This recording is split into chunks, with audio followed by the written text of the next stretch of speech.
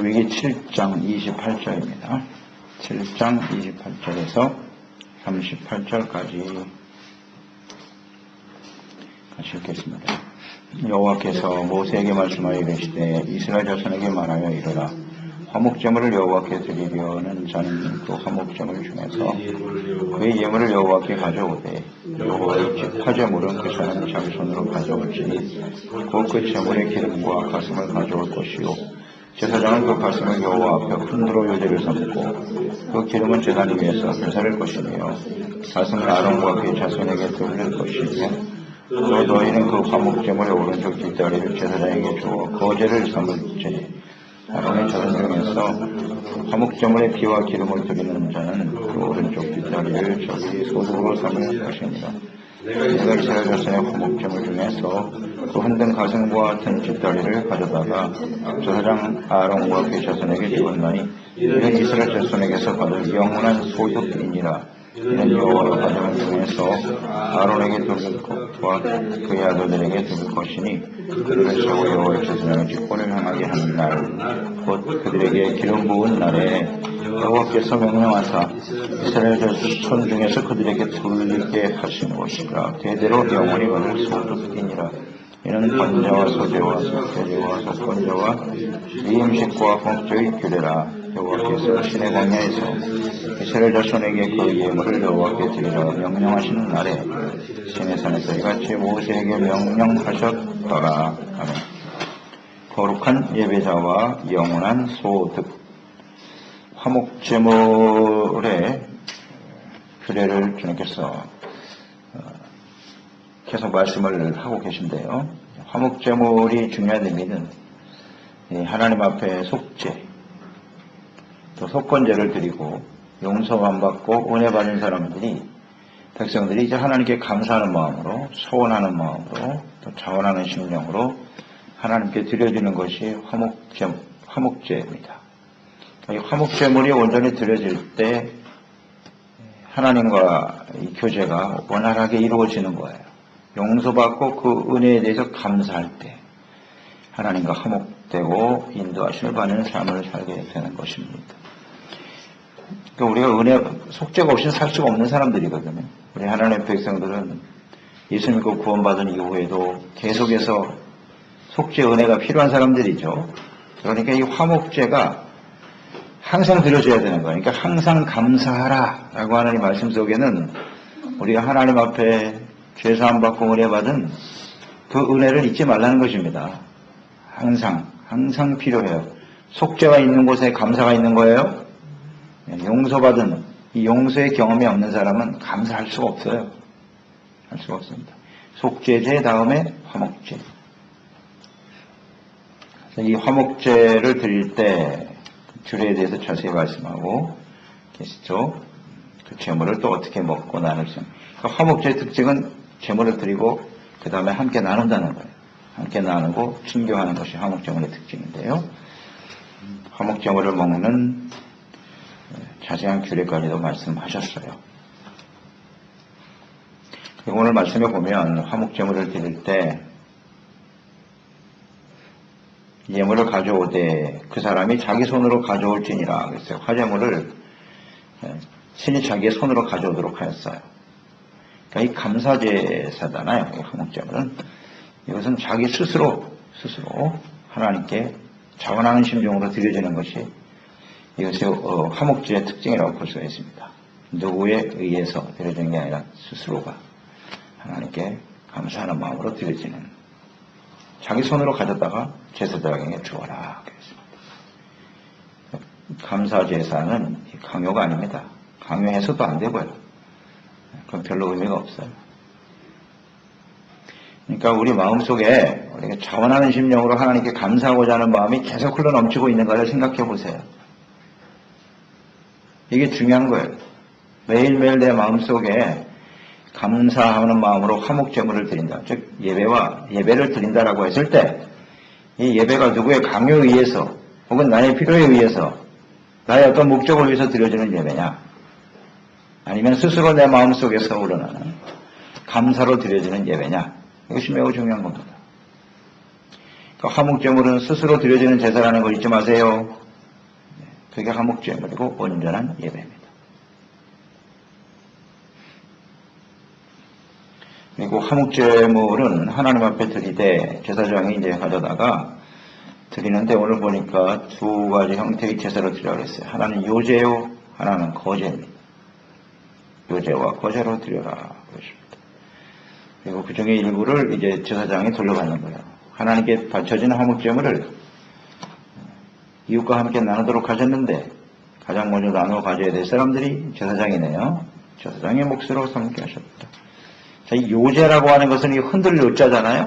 흔들어 드리는 제사인데 이것을 어떻게 흔드는 거냐면 앞뒤로 흔드는 거예요. 이렇게. 제물을 딱 들고 이렇게 드리는 거예요. 수평. 이게 무슨 뜻이냐면 왜 요제로 드리는가? 앞으로 내민다는 것은 하나님께 드린다는 뜻이에요. 하나님께 드리고 그것을 내가 제사장에게 다시 돌려받는다는 의미예요. 이게 요제예요. 이렇게. 하나님의 것은 드려진 것을 자신에게 준다. 그러니까 요제를 드릴 때 제사장들의 그 마음의 태도가 굉장히 중요한 거예요. 하나님의 것을 내가 돌려받는 거잖아요. 이런 생각을 해야 돼요. 모든 게 다 내 게 아니고 하나님이 주시니까 당연히 내 거겠지 이게 아니라 하나님께 드려진 것이 나에게 주어진다. 그 의미가 뭐냐는 것을 깊이 생각해야 돼요. 제사장들은. 이게 요제고요. 그 다음에 거제도 나오죠. 거제. 32절에 오른쪽 뒷다리를 제사장에게 주고 거제가 되게 하라. 이 말씀드렸잖아요. 이 거제는 들어서 드리는 제사죠. 이렇게. 거제. 그러니까 요제와 거제가 의미가 같아요. 들어서 드린 거제는 이렇게 드리는 거예요. 위로 들었다가 내렸다가. 위로 들었다가. 위로 올릴 때는 뭐예요? 이게 하나님의 것입니다. 나에게 주어진 것입니다. 요제. 하나님께. 의미가 있어요. 왜 요제의 거제라 드리라고 하셨는지. 그러니까 제사장들에게 화목제물이 몫으로 돌아갔는데 그래서 당연한 것으로 갖기보다는 하나님께 바쳐진 것을 내게 주셨다는 거. 이게 굉장히 중요한 생각인 거예요. 그래서 하나님 앞에 31절에 보면 기름은 제단 위에 다 불사르게 돼 있어요. 그리고 가슴, 뒷다리 이것은 이제 아론의 자손에게 몫으로 주셨는데요. 그러니까 하나님에게 드려진 것이 나의 것이 된다. 제사장의 몫이 된다라고 하는 거.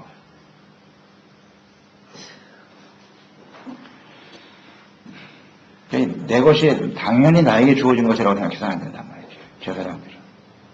이게 하나님의 것이다. 거룩한 제물이잖아요. 하나님께 바쳐진 거룩한 제물이니까 그것이 나에게 주어졌어요. 그러니까 함부로 취급해서는 안 되는 거예요. 제사장들에게 주어진 소득.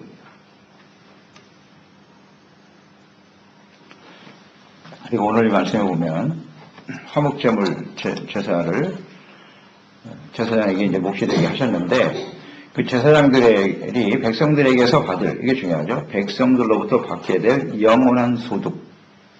영원한 소득이다. 이렇게 말씀하셨네요. 영원한 소득. 그러니까 제사장은 이제 거룩한 예배자잖아요. 하나님 앞에 거룩함으로 온전한 예배와 제사를 드리는 사람이고 중보자죠. 거룩한 예배자로서 그 중보 역할을 잘 감당해야만 하나님의 백성들이 속죄를 받게 된단 말이에요. 용서받게 되고 그래서 하나님과 화목하게 되고 하나님과 화목한 사람들은 또 성도들 간에 서로 화목을 이루어갈 수 있게 되는 것이죠. 그 화목, 은혜의 감사함으로 드려지는 제물, 그게 화목제물이잖아요. 그러니까 감사하여 드려지는 그 제물이 제사장들에게 영원한 소득이 되는 거예요. 이게 중요한 의미를 갖네요. 제사장들의 양식은 하나님의 백성들이 하나님 앞에서 온전히 죄를 깨닫고 회개하고 용서받고 은혜받고 감사하여 드려지는 것이 제사장의 양식이다. 그러니까 하나님의 백성들이 속죄하지 않고 감사의 예물을 드리지 않는다면 제사장은 굶어 죽는 거예요. 그렇죠? 이게 중요한 의미예요. 하나님의 백성들이 죄를 깨닫고 회개하고 용서받고 감사하는 마음으로 헌신하는 자세가 없다면요. 그럼 온전한 예배가 될 수 없는 거죠. 제사장의 양식은 바로 거기에 있다는 걸 잊지 말아야 돼요. 속죄제, 속건제 제물도 제사장에게 돌려줬어요. 그러니까 온전한 예배, 하나님의 그 은혜에 대해서 진실로 감사하고 헌신하는 마음이 없다면요. 예배가 온전히 이루어질 수 없다는 걸 생각합니다. 제사장의 양식이 어떤 것인가? 제사장 하면 이제 예수님이잖아요. 예수님께서 제사장으로 오셨는데 예수님께서도 이 양식에 대해서 말씀을 하셨어요. 요한복음 4장 34절 이 말씀에 보면 예수께서 이르시되 나의 양식은 나를 보내신 이의 뜻을 행하며 그의 일을 온전히 이루는 이것이니라. 아주 분명하게 말씀하셨어요. 예수님의 양식. 사마리아에 가서 우물가 여인을 만날 때죠. 이 장면이. 제자들은 나가서 먹을 것을 구하러 갔어요. 예수님은 이 여인과 만나서 전도하고 있었죠. 나중에 음식을 갖고 찾아오잖아요. 제자들이. 음식을 드십시오. 라고 했을 때 주님이 하신 말씀이에요. 나의 양식은 나를 보내신 이의 뜻을 행하며 그 일을 온전히 이루는 이것이니라. 지금 그 여인에게 우물가에 찾아온 그 여인에게 복음을 전하고 그가 죄를 깨닫고 회개하고 예수 그리스도로 말미암아 죄 사함 받고 은혜 받아 하나님의 자녀와 백성이 되게 하는 일. 이것이 바로 자신의 양식이라고 말씀하셨어요. 이것이 제사장이 취하는 양식과 같은 의미가 아닐까요? 제사장이 얻을 양식이 무엇이냐? 그러니까 예수님이 하신 이 요한복음 4장 34절의 말씀은 바로 레위기 7장에 근거한 말씀인 거예요. 구약의 이 말씀을 제대로 이해하지 못하면 예수께서 하신 그 말씀이 무슨 뜻인지를 잘 알 수가 없어요. 그냥 먹고 사는 게 전부가 아니에요. 제사장의 입장에서 무엇을 먹을까 입을까 마실까 이게 중요한 게 아니라고. 제사장의 정말 중요한 양식은 구복이 문제가 아니라 어떻게 하면 내가 먹고 살 것인가 이런 생각을 가지고 주의 일을 한다면 하지 말아야 돼요. 거기는 하나님이 역사할 수가 없어요. 다시 한번 말씀을 생각해 보세요. 제사장이 얻을 양식은 하나님의 백성들에게서 주어지는 영원한 소득이라고 하셨어요. 하나님의 백성들이 없으면 제사장도 없는 거예요. 의미가 없어요. 그러니까 제사장으로 하나님은 우리를 세우셨다. 거룩한 예배자로 주님을 섬기는 자가 되었다면 소득 자체가 목적이 되어서는 안 되는 거지. 하나님의 백성들이 진심으로 회개하고 예수 그리스도를 믿고 구원받아 하나님의 자녀가 되고 거룩한 백성으로 세워가고 하나님의 나라를 세워가는 것이 삶의 중심이 돼야죠. 이것을 위해서 끊임없이 기도하고 헌신하고 주의 말씀을 선포하고 증거하는 일, 이게 온전히 이루어질 때 하나님의 백성들로부터 소득이 주어지게 되는 거예요.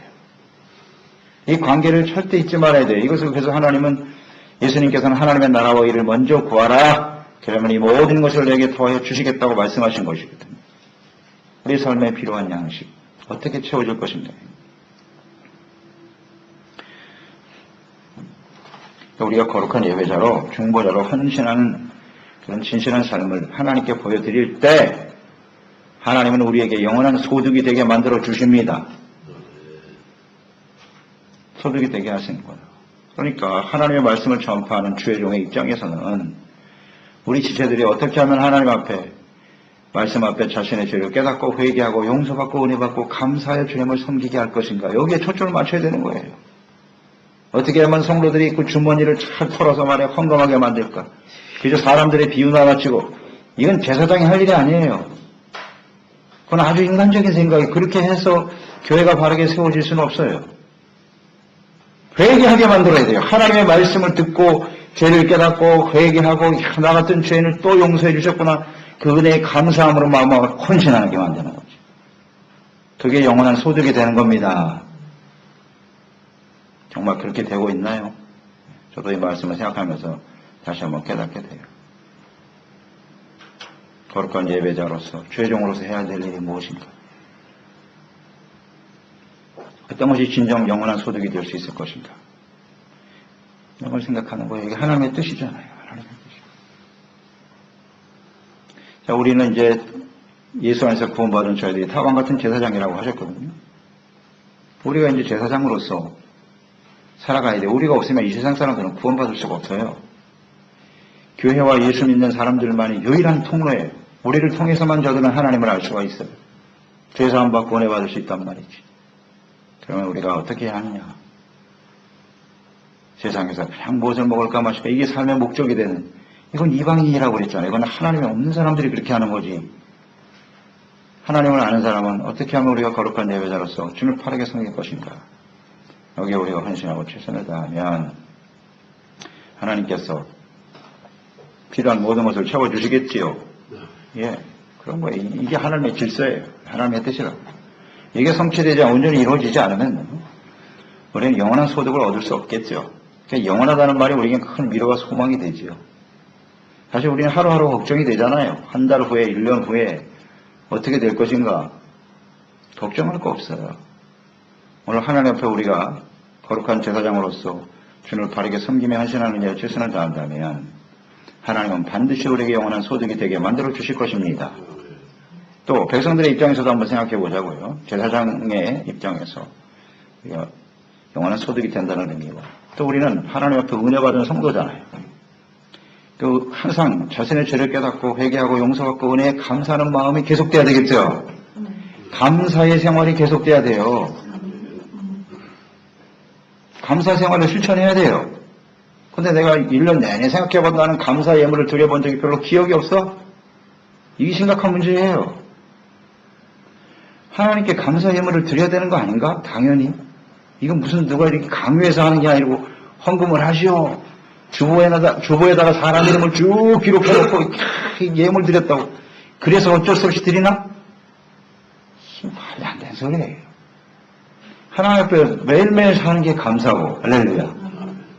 감사를 생활해야지. 죄상 받고 의뢰받는 게 이게 얼마나 감사한 일인데. 잘 생각해 보세요. 감사한금 드려본 적가 언제인가? 드릴 게 없어서요? 말이 안 되는 소리죠, 그거든요. 항상 감사하는 마음으로 주님께 헌신하는 생활을 해야 하나님께서 기쁘게 받으시, 그게 화목이 되는 거예요. 화목. 하나님과 화목하게 되고, 그것을 또 함께 제사장과 이웃들과 함께 나누면서 그 화평과 화목이 또 이렇게 함께 풍성하게 누리게 되는 것이에요. 그래서 감사의 제사는 하나님과 화목한 사람만 드릴 수 있습니다. 아멘? 속죄제, 속건제, 다음에 화목제물이에요. 그러면 아까 말씀드린 대로 나는 화목제물, 감사의 제물을 드려본 적이 별로 없다. 그 얘기는 무슨 얘기냐면 지금 내가 하나님과의 영적 상태가 바르지 못하다는 거예요. 완전히 교만하거나 나는 뭐 하나님 앞에 죄진 게 하나도 없으니까 완벽한 의인이거나 그건 정신없는 사람이죠. 하나님을 믿는 사람이 그렇게 살아갈 수가 있나? 아니면 감사가 뭔지를 모르는 거예요. 감사의 의미 자체를 모르고 있는 거예요. 예배를 맨날 드리면서도 어떻게 예배 드리는데 감사가 안 되지? 예배 자체가 잘못되어 있는 거죠. 예배의 의미가 뭐예요? 다시 한번 정리해 보자고요. 예배는 속죄, 속건, 화목이에요. 죄를 회개하는 게 예배입니다. 그리고 용서받아서 은혜에 감사하여 드려지는 것이 그게 진짜 예배예요. 그러니까 하나님께서 보세요. 이 속죄, 속건, 화목제를 갖다가 하나님께 드리는데 규례라든지 제물에 대해서 아주 구체적으로 지시하셨잖아요. 이 이유를 잘 생각해 봐라. 형식도 중요해요. 그 형식대로 안 하면 주님 받으실 수가 없습니다. 내 마음대로 하면 안 돼. 예배는 하나님의 형식대로 하되 하나님이 규례를 만들어 놓으신 그 뜻을 이해해야 돼요. 그 마음, 하나님의 마음이 어떤 마음이신지 그것을 바르게 이해하고 온 마음과 뜻을 다해서 드리는 것이 훨씬 더 중요합니다. 이것을 일깨워 주시기 위해서 모든 제사의 규례를 말씀해 주신 것입니다. 그러니까 예배는 내 마음대로 드리는 게 아니에요. 내가 하고 싶으면 하고 말고 싶으면 말고 그렇게 되는 게 아니에요. 하나님께 용서받고 은혜에 감사하여 드려지는 것이고 또 하나님을 기쁘시게 하는 거룩한 일이에요. 이것은. 그래서 명심하고 경건함으로 감사하는 마음으로 드려져야 하겠습니다. 아멘. 예배를 드리고 나는데도 감사가 없다 내 마음속에. 이건 예배를 잘못 드린 거예요. 잘못 드린 겁니다. 반드시 감사하는 마음으로 하나님께 헌신하고자 하는 마음이 생겨야 돼요. 그게 온전한 예배입니다. 그래서 우리 지금 레위기 묵상하면서 중요한 건 예배의 중요성을 아주 깊이 인식하게 되는데요. 예배의 중요성, 교회와 예배의 중요성. 이것이 온전히 이루어지지 못하면 아무리 애굽에서 구원받아 하나님의 백성인 것이라도 가나안 땅까지 가기가 어렵다. 천국에 들어가기가 쉽지 않다. 행위가 아니라요. 이게 행위를 강조하는 게 아니에요. 우리가 예수 믿고 구원받아 은혜로 된 것이죠. 그러면 그 은혜로 구원받은 사람들은 어떻게 살아가야 되는데 이 문제잖아요. 아직 끝난 게 아니라는 거죠. 천국 들어갈 때까지는 아직 끝난 게 아니에요. 그렇기 때문에 교회와 예배가 그렇게 중요하다고요. 이것이 우리 삶의 중심이 되어야 되는 거예요. 그 의미를 똑바로 알고 바르게. 바른 예배자가 되어질 때 하나님 우리의 삶에 영원한 소득이 되어주실 것이고 그건 중요한 게 아니라 하나님이 채워주신다잖아요. 영원한 소득이 되게 하시겠다는데 뭘 자꾸 그냥 5년, 10년으로 걱정하고 있어. 지금 당장이 중요한 거지. 내가 하나님 앞에 어떤 모습으로 매일매일 살아가느냐. 이게 중요한 거지. 그러니까 우리가 기도할 때 일용할 양식을 주옵소서 라고 기도하라고 하셨잖아요. 일용할 양식을 구하는 것은 양식은 하나님이 주신다. 그러니 오늘 이 말씀에 비춰보면 오늘 하루 내가 하나님 앞에 거룩한 예배자가 돼야 되겠구나. 그래서 주님을 바르게 섬기면 주님께서 우리의 영원한 소득이 되어주시겠구나. 이런 의미의 기도가 아닐까요? 하나님의 이름이 거룩히 여김을 받으시고 뜻이 하늘에서 이루어진 것처럼 땅에서 이루어지게 하시고 하나님의 나라 임하여 주옵소서. 이것이 삶의 목적이 되고 그것을 매일매일 하나님 앞에 기도하며 간구하는 사람들에게는 하나님께서 일용할 양식을 영원한 소득으로 내려주시겠지요. 주기도문. 이 순서가 바뀌면 안 돼요. 언제든지 하나님의 이름에 거룩히 여기로 맞는 뜻과 나라가 이루어지는 것이 우리의 삶의 초점이 되어야 된다. 이게 우선순위라고. 이게 오늘 레위기 화목제물 제사에 잘 나타나 있네요. 하나님 뜻이 내게 온전한 예배자로 주님을 잘 섬기는 저희들이 되었으면 좋겠습니다. 기도하겠습니다. 하나님 아버지, 오늘도 주님의 말씀을 듣습니다.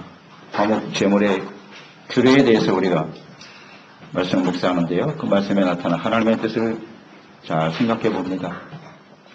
우리가 하나님 앞에 예배를 드린다라고 하는 것은 하나님 앞에 우리의 죄를 회개하고 용서받는 것입니다. 용서받은 우리들은 감사하는 마음이 생기죠. 당연히. 그리고 하나님 앞에 서원을 하기도 해요. 주여, 이제는 정말 의로운 거룩한 하나님 백성답게 살겠습니다. 또 자원하는 마음으로 하나님께 드려지는 것이 화목제물이고 이것은 또한 제사장과 이웃들과 함께 나누는 삶이라는 걸 생각합니다. 하나님의 거룩한 제물을 받아서 또 살아가는 데 필요한 영원한 소득이 되는 제사장들의 입장에서는 이것은 하나님께 바쳐진 것을 내가 받은 것이기 때문에 함부로 행해서는 안 돼요.